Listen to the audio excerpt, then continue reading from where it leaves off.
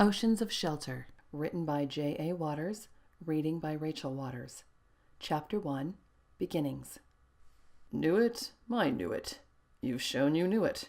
Your answer is right, but now you must prove it. The girl snorted and let out a giggle.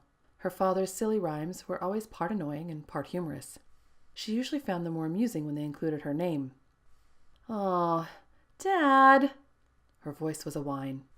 "I know it's right. Can we just be finished?" He tapped her on the nose with a scarred hand that was the color of old brick. It nearly had the texture of one as well. Of course you do.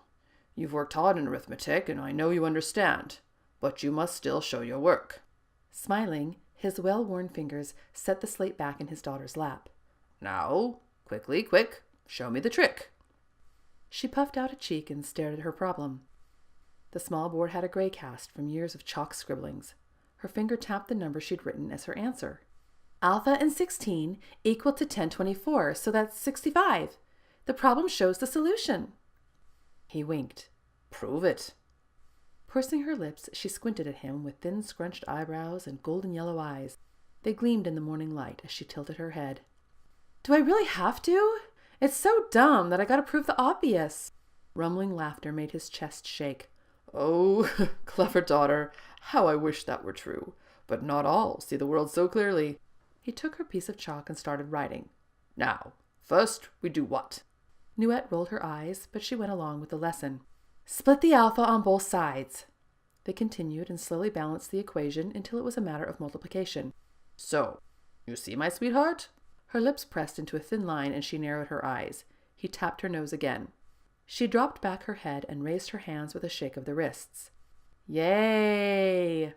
Her tone was flat and the word lingered on her tongue. We got the same answer, and it took twice as long. Uh-huh, he responded with a sidelong glance. But Mrs. Voumont would not accept the partial answer, yes? Her grumbled words were agreement enough. It's not my fault she's a grumpy datsip. Nuette, we will not be vulgar in this household. She dropped her gaze to the floor. Sorry. Breakfast! The sing-song voice carried up the stairway. Coming! He stood with a careful slowness that involved knee-rubbing and hip-stretching and a rotating of the ankles. His joints popped as he shifted the weight on his legs. So, how shall we count today? 9s? 13? Nuette set aside her slate and her frown. She jumped up with a grin instead. We should do Terreo sequence! He held her hand as they readied themselves at the top of the stairs. Oh, yes, a good one. Seemingly simple, but surprisingly difficult. Old beams creaked from step to step as they started down. Morning light rippled over the man's clean-shaven face. They passed the stairwell window with muttered words. 3. 5. 8. 13. 21. 34. Outside, the city was murmuring itself awake. A morning train's whistle chirped again and again to warn of its impending departure. Sloths barked and howled at the sharp sound despite yells for them to stay quiet. Criers were beginning to offer their wares. Chanting priests joined their voices in the nearby temple. Laughing young men joked as they unloaded goods for the market. But all of that was distant and ignored by the father and his daughter. They paused at the stairwell landing and turned to the wall-mounted shrine set in its corner. Reaching out, the man carefully picked up a single bead of incense. He waited as Nuette pulled out a footstool and stepped up beside him. Her hand pulled on his shoulder as she leaned in to grab her own bead. Together, they crushed the small spheres and let them crumple into the oil lamp's fire. His eyes closed for a moment, but Nuette only squinted. She liked to see the sparkles. Little green flashes crackled in the bright orange flame. Tendrils of smoke followed as they continued downstairs. Their count resumed as if uninterrupted. 55. 89. They ducked under the doorframe into the lower level of the apartment. Their game finished with a hop from the last step. 4,181! Nuette sang out the number with a flourish. Well done, and good morning, you two. The woman tucked stray black hairs behind her ear and left a streak of butter on her temple. It sounds as if your lessons were as entertaining as ever. Nope, we spent far too much time showing our work. The man chuckled. Ah, capricious girl, you were having fun, and you improved daily in 100 ways. Nuette stuck her tongue to one side and made a face. Blech. Her father shook his head with crossed arms. Oh my, what is this ugly thing that has been left in our house? Mrs. Syimga, What will we do with such a grotesque creature? His wife checked the stovetop and moved her pan to one side. Tapping her chin with a finger, she leaned against the counter and peered at Nuette. "Oh, Deutro, have you let Rocco drag in another gift? That slaw must be taught to get bigger game." The girl's eyes had narrowed into a squint, and her lips were struggling to keep back a laugh. She let her arms hang limply and scrunched her nose at her mother. Mr. Syimga picked up and waggled the girl's arm. Her hand flopped back and forth. This was rewarded with an ill-concealed snicker. He shook his head.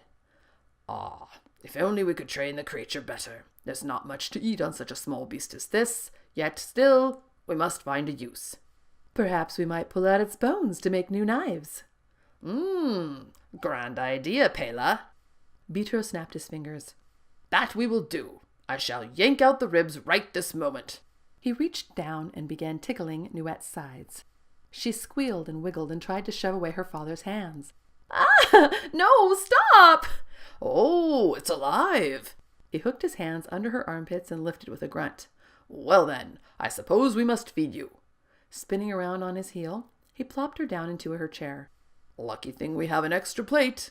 Pela watched carefully as her husband set down their daughter. She shook her head as he rubbed his lower back.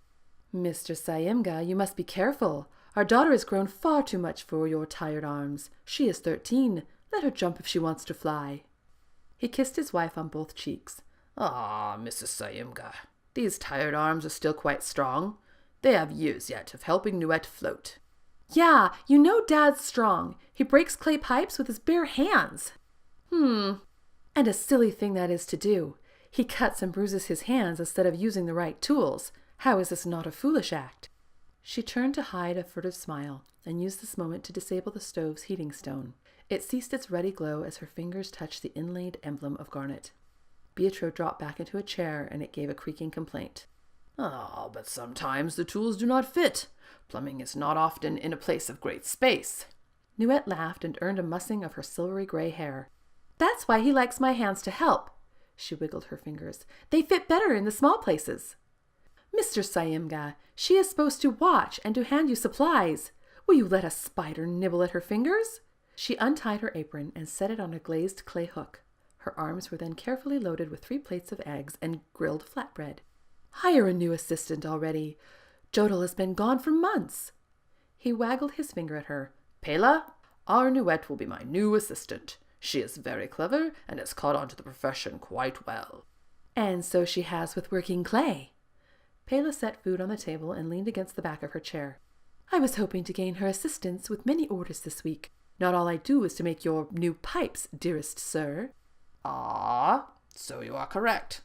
I see that we must divvy up our daughter. What do you think, Nuette? Must we slice you in two and have ourselves twins? She cringed at the suggestion and drew up her shoulders with some exaggeration. Her teeth bared in a grimace. "I don't think I'd like that." He laughed. "No." His smile brought one to her face. "I suppose that wouldn't do." "Well, it seems we'll have much to discuss after she leaves to school." Pela settled into her seat. "But no more talk of work or slicing up our beloved child. Let us eat and finish the morning." "Could I just stay home? School has been incredibly dumb." Deutro narrowed his eyes and shook his head with a mouthful of food. He swallowed. "How can you say something so terrible? Nuette, school is wonderful. You learn so much." She poked at her food with a fork. "Yeah, but you're both just as good as any teacher, and the kids there aren't worth talking to." Pela put down her utensils. "What do you mean? You have a lovely group of friends. What about Hugo and Lena?" "They stopped coming to school." Nuette scowled. "Their parents needed them at the shops." "Well, I do understand such a decision. Extra help is always welcome." Deutro shrugged. "But this is a great opportunity for new friendships." The girl hung her head. "We don't get along. They make fun of my gloves. Can't I go back to not wearing them?" Wife and husband exchanged a glance. He reached across the table and pushed aside Nuette's plate of food. He beckoned with his fingertips. "Give me your hands." Her lips tightened together as she followed his instruction. Taking her hands in his, he turned them palm up and opened his own for comparison.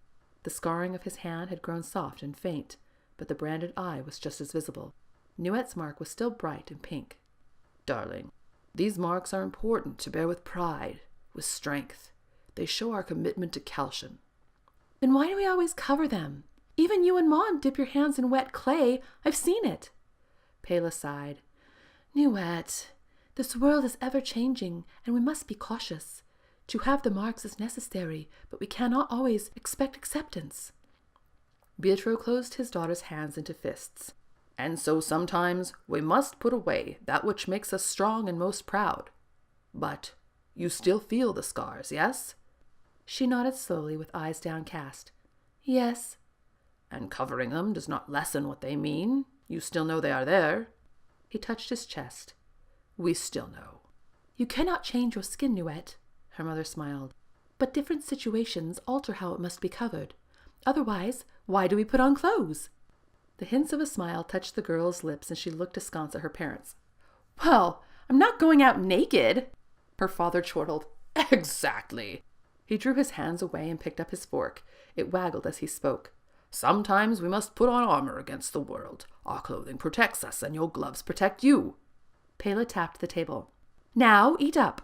You have to be ready for helping your father. Nuette grinned wide. You mean I can skip school today? Well, said her mother with some hesitation, if you are to be his assistant, we will have to alter your schedule. Deutro laughed. Ho ho! Mrs. Syimga, I respect the wisdom of your decision. The adults exchanged tight-lipped smiles as Nuette shoveled food into a grinning mouth.